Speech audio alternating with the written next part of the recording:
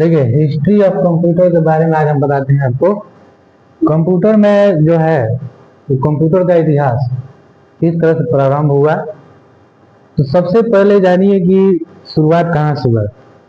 शुरुआत हुआ है, देखिए, आज से लगभग 3000 BC, ठीक है, ईसा पूर्व। अबाकस के नाम का एक यंत्र का निर्माण किया गया, और ये अबाकस जो था वो चीन के द्वारा बनाया गया था। चीन ने बनाया था, और इसका जो है उपयोग फ्रांस और ग्रीक ने किया था। तो सबसे पहले चीन ने 3000 BC में अबाकस बनाया था, जिसका काम जोड़ने घटाने, एडिशन सब्ट्रैक्शन के लिए किया जाता था। और ये सिंपल लकड़ी के फ्रेम का बना हुआ रहता था, जिसमें एक बीच में अलग डिवाइडर था और रॉड लगे हुए रहते थे, और सारे रॉड में छोटे छोटे बॉल लगे हुए रहते थे, जिसका काम कैलकुलेशन के लिए किया जा रहा था। तो उस समय के लोग जो थे उस तरह से अपने हिसाब से कैलकुलेट करते थे अबाकस से। तो आज भी देखिए कि छोटे छोटे बच्चों के जो स्लेट होते हैं उसमें भी एक अबाकस का रूप दिख जाएगा। अबाकस का एक फॉर्मेट आज भी मिलता है। तो सबसे पहला जो था ये कंप्यूटर का ये पहला भाग था। तो देखिए, कंप्यूटर का मतलब ये नहीं कि कंप्यूटर का मतलब हो गया कि कीबोर्ड, CPU, माउस, मॉनिटर नहीं। कंप्यूटर का मतलब वो हो गया कि जो मशीन ऑटोमेटिक काम करे और जिससे सहायता मिले, जिससे हमारे काम जो आसान हो जाए, उसको कंप्यूटर बोलते हैं। तो जब हमारा कंप्यूटर जो उस समय नहीं था इस तरह का, ना बिजली थी, ना कोई ईंधन का कोई प्रबंध था, तो सिंपल एक कैलकुलेट करने के लिए अबाकस का निर्माण किया गया। उसके बाद थोड़ा सा जब आगे बढ़े तो 1617 ईस्वी के आसपास एक जॉन नेपियर ने नेपियर बोन्स नाम के एक यंत्र का निर्माण किया, एक मशीन का निर्माण किया। और ये जॉन नेपियर जो थे वो ब्रिटेन के स्कॉटलैंड के रहने वाले थे। तो स्कॉटलैंड के थे जॉन नेपियर, जिन्होंने 1617 ईस्वी में नेपियर बोन नाम का एक मशीन बनाया। और ये भी एक मैकेनिकल इलेक्ट्रॉनिक मशीन नहीं था, अबाकस के जैसा ही एक मशीन था। तो ये काम करता था मल्टीप्लिकेशन डिवीजन, यानी गुणा और भाग का काम करता था।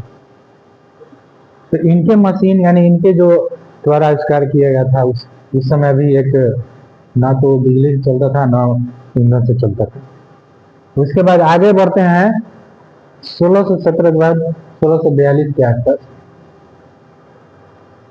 ब्लेस पास्कल, ठीक है, जिन्होंने पास्कल का कैलकुलेटिंग मशीन, यानी पास्कल कैलकुलेटिंग मशीन का निर्माण किया।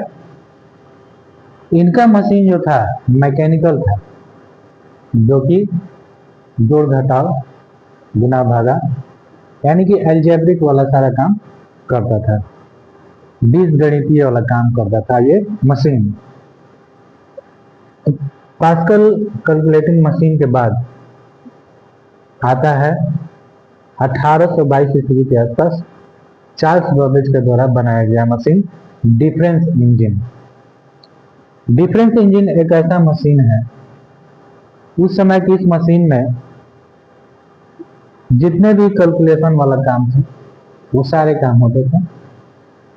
और ये भाप के द्वारा चलता था, यानी कि स्टीम इंजन के काम करता था। स्टीम इंजन भाप से चलता था, हाथ से चलाया जाता था। और इसके बाद जो है इन्हीं के द्वारा, चार्ल्स बाबेज के द्वारा ही बनाया गया एक और मशीन 1837 के आसपास एनालिटिकल इंजन बनाया गया। एनालिटिकल इंजन जो था उसमें प्रोग्रामिंग किया गया था, इस मशीन में प्रोग्रामिंग किया था, जैसे आज के मशीन में भी प्रोग्रामिंग किया गया है। इसलिए इन्हें फादर ऑफ कंप्यूटर बोला जाता है, चार्ल्स बाबेज को।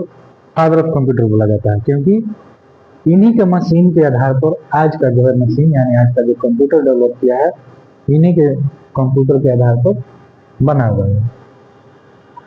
तो एनालिटिकल इंजन जो था वो सारे तरह का काम करता था, जैसे आज के जमाने का काम जो कंप्यूटर करता है। जैसे हम आज कंप्यूटर में क्या है, प्रोग्रामिंग कर सकते हैं, वो कंप्यूटर लैंग्वेज समझ सकता है। तो उनके मशीन में भी वही सिस्टम था, वो भी कंप्यूटर, उनका मशीन हमारे लैंग्वेज को समझ सकता था, वो हमारे लैंग्वेज को समझ करके काम कर सकता था।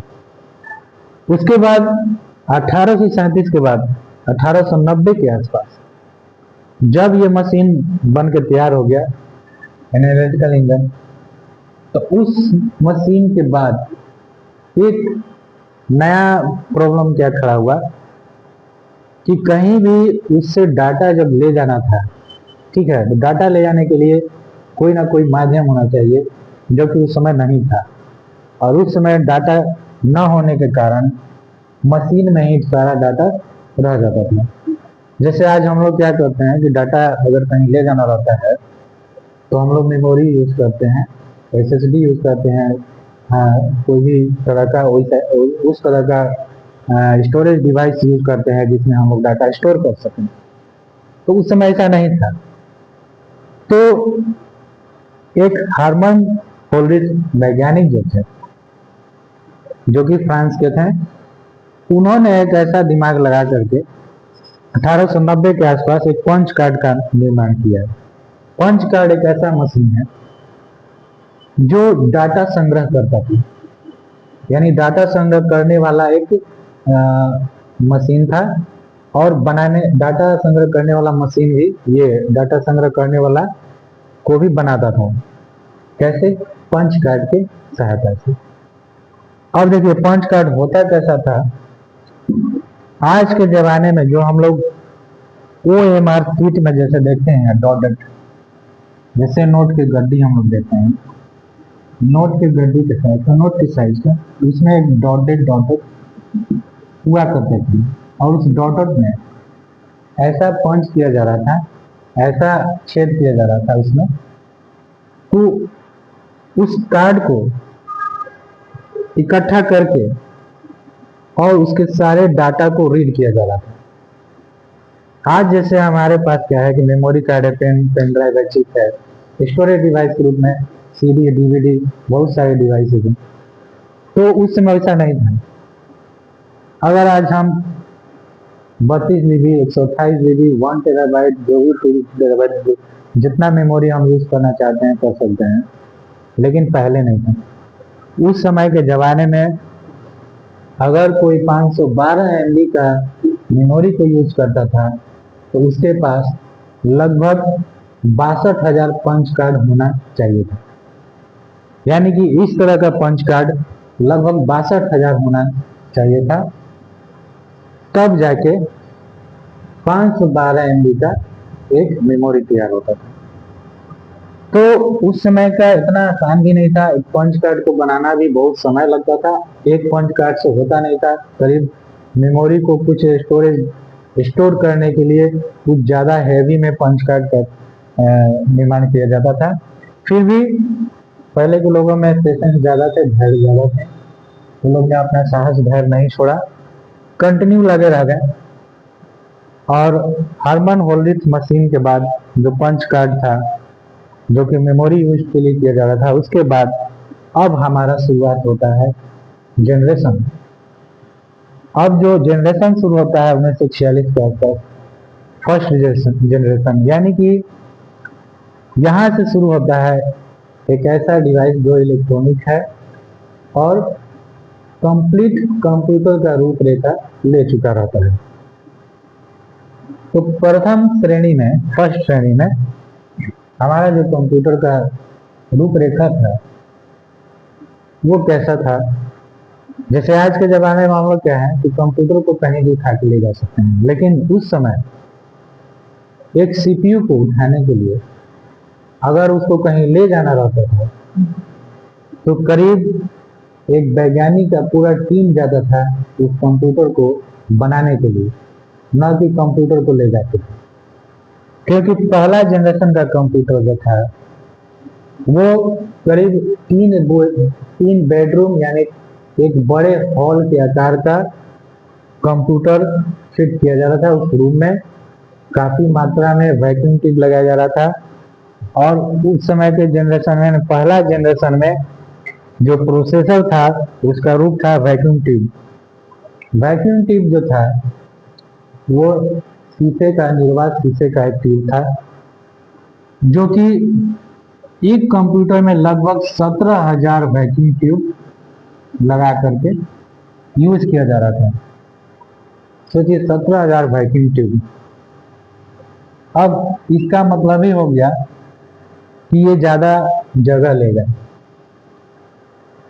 वैक्यूम ट्यूब लगाने के बाद 17,000 वैक्यूम ट्यूब जो था, 17,000 वैक्यूम ट्यूब लगाने के बाद कंप्यूटर को ऑपरेट किया गया। ऑपरेट करने के बाद ऐसा नहीं कि आज के ज़माने का जैसा कंप्यूटर हमारा उसमें बहुत ही फास्ट काम करता था, नहीं था, लेकिन काम करता था और काम करता था, सही से काम करता था, तो आज भी करता है। स्पीड इसका स्लो था, काम करने की क्षमता थोड़ा सा कम था। आज के ज़माने में क्या है, कंप्यूटर का बटन ऑन किए, ऑन बटन दबाए और कुछ सेकंड में ही पलक झपकते हैं कंप्यूटर ओपन हो जाता है। लेकिन पहले ऐसा नहीं था। पहले के ज़माने में, फर्स्ट जनरेशन के टाइम में, कंप्यूटर को ऑन करने का मतलब यानी उसमें पावर देने का मतलब ये समझ लीजिए कि आप आराम से घर जाइए, नाश्ता बनाइए, नाश्ता कीजिए, मैंने सारा काम करके खाना वाना खा के आइए, उसके बाद जब देखिएगा आके तब जो है इसका कंप्यूटर ऑन हो गया रहता है। यानी कि बहुत ही टाइम कंप्यूटर में लगता था, क्योंकि एक वैक्यूम ट्यूब के बाद दूसरा वैक्यूम ट्यूब गर्म होता था, उसके बाद गर्म होते होते 17,000 वैक्यूम ट्यूब जब तक गर्म न हो जाए तब तक कंप्यूटर ऑन नहीं होता था। जैसे मान लीजिए अंग्रेजों के टाइम का जो रेडियो आज भी लगभग किसी न किसी घर में होगा, तो वो रेडियो का साइज काफी बड़े साइज का होता है और इसमें देखिएगा कि वैक्यूम ट्यूब का इसमें लगाया गया है, वैक्यूम ट्यूब का जो पड़ा है। तो उस तरह का वैक्यूम ट्यूब शुरुआत में लगा हुआ था प्रथम श्रेणी में, ठीक है, फर्स्ट जनरेशन के कंप्यूटर में। उसके बाद जैसे ही युग आगे बढ़ा, 1946 के बाद जब आगे युग बढ़ा, डेवलप होने लगा, थोड़ा सा डेवलप हुआ 1959 में, करीब उसके आसपास सेकेंड जनरेशन कंप्यूटर का निर्माण किया गया। अब सेकेंड जनरेशन में क्या हुआ कि वैक्यूम ट्यूब के बाद, यानी जो वैक्यूम ट्यूब का प्रॉब्लम था, जो स्पीड का प्रॉब्लम था, जो कंप्यूटर को बनाने का जो प्रॉब्लम था, वो दूर हो गया। क्यों? क्योंकि सेकेंड जनरेशन में यहाँ पर जो ट्रांजिस्टर का इस्तेमाल किया गया। अब ये जो ट्रांजिस्टर है इसका साइज लगभग वैक्यूम ट्यूब से बहुत ही कम है। ट्रांजिस्टर जो होता है वो एक ट्रांजिस्टर, अकेला ट्रांजिस्टर, मतलब लगभग आपका इतना वैक्यूम ट्यूब के बराबर काम करता है। और इसका कंप्यूटर भी फास्ट हुआ, ठीक है, काम इसका स्पीड बढ़ा, फास्ट हो गया। अब पहले क्या था कि ऑन करने के बाद काम करते रहिए, लेकिन अब जो था इसमें आपके सामने रहते घर में कंप्यूटर ऑन भी किया जा सकता था। तो सेकेंड जनरेशन में कंप्यूटर का प्रोसेसर था वो उस समय के कंप्यूटर में ट्रांजिस्टर लगाया गया, यानी वैक्यूम ट्यूब हटा के ट्रांजिस्टर लगा दिया गया, उसको रिप्लेस करके। उसके बाद आगे बढ़ते हैं। जब आगे बढ़े सेकेंड जनरेशन के बाद 1965 के आसपास थर्ड जनरेशन चला। तो तीसरे जनरेशन के कंप्यूटर में ट्रांजिस्टर को रिप्लेस करके आईसी लगा दिया गया। आईसी का फुल फॉर्म होता है इंटीग्रेटेड सर्किट। ये एक तरह के सिलिकॉन के बना हुआ धातु है, सिलिकॉन के धातु द्वारा बना हुआ एक चिप है। और इस चिप में ये जो ट्रांजिस्टर के बाद जो आईसी आया है, ये आईसी का साइज ट्रांजिस्टर से छोटा होता है और ये अधिकतम तापमान बर्दाश्त करने की इसकी क्षमता होती है। ट्रांजिस्टर में क्या प्रॉब्लम था कि जब कंप्यूटर चलता था, कंप्यूटर तो 1-2 मिनट तो चलता है नहीं, करीब कम से कम 1 घंटा 2 घंटा 3 घंटा जब तक काम हो रहा है चल रहा है, कंटिन्यू चल रहा है, तो क्या होता था, ट्रांजिस्टर गर्म होने के बाद फट जाता था। ये प्रॉब्लम था उस समय। कंप्यूटर तो काम कर रहा था, लेकिन प्रॉब्लम क्या था कि ज्यादा हीट होने के बाद वो कंप्यूटर खत्म हो जा रहा था। तो उसके बाद जो आईसी का जो खोज किया गया, ये सिलिकॉन का बना हुआ आईसी है, जो कि गर्म होने के बाद भी ये नहीं फटता है और हीट को ऑब्जर्व करने की क्षमता रखता है आईसी, और इसका स्पीड भी फास्ट है। ये सुविधा है, कहीं कंप्यूटर का साइज भी छोटा हो गया, कंप्यूटर कहीं भी ले भी जा सकते हैं, उस समय कंप्यूटर को भी ले जा सकते थे। आईसी के आने से कंप्यूटर का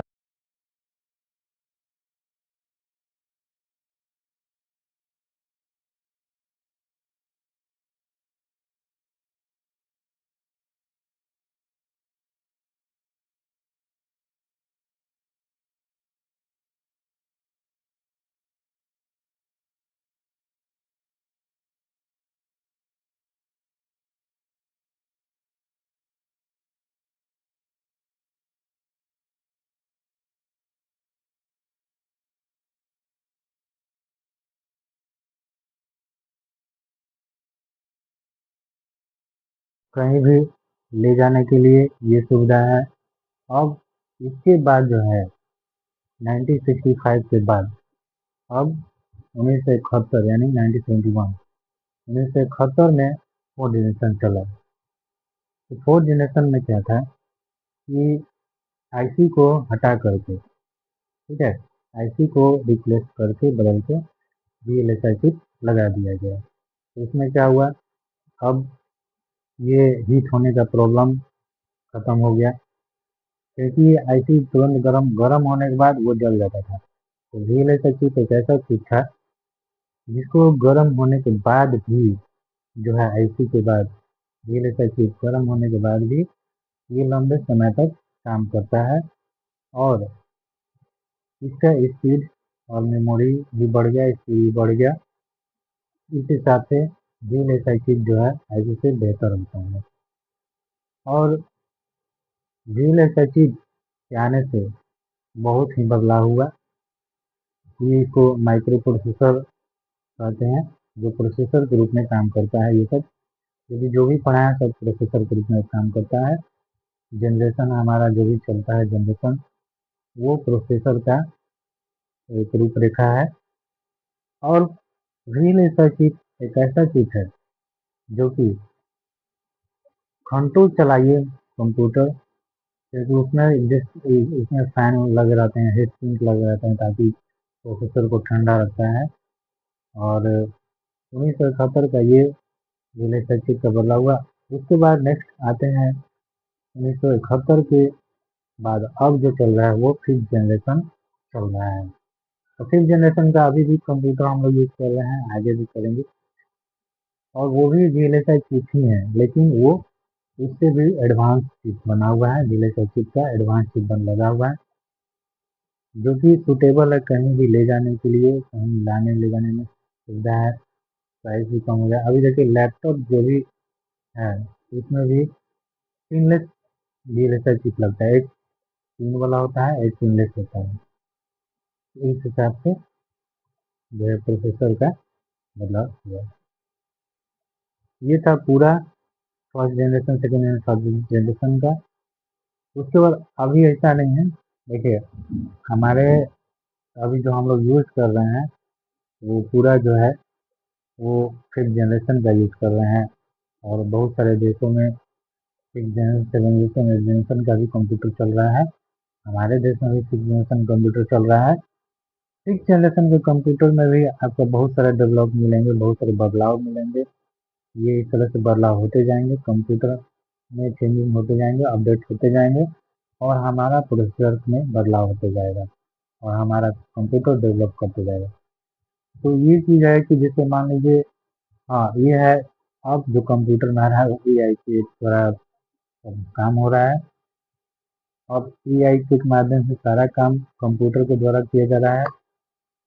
एआई के आने से बहुत ही काम आसान हो गया है। ये था पूरा history of computer. History of computer में सब हम बता दिए A to Z, और इस तरह से कंप्यूटर का बदलाव होते गया और आज हम एआई के युग में जी रहे हैं। कंप्यूटर हमेशा हमेशा आने वाला समय हमेशा कुछ ना कुछ अपडेट होते रहेंगे, बदलाव होते रहेंगे, जनरेशन बदलते रहेंगे कंप्यूटर का। इस तरह से सारा काम हमारा डेवलप करते जाएगा।